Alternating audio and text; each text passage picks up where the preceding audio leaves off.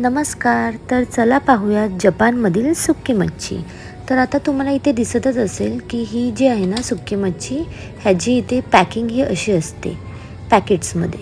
आणि आता इथे पाहणार आहोत आपण सुका जवला. तर ह्याला बोललं जातं बारीक सुकट. तर ती 348 रुपयाचं पॅकेट होतं. विथ टॅक्सेस जास्त चार्जेस असतात.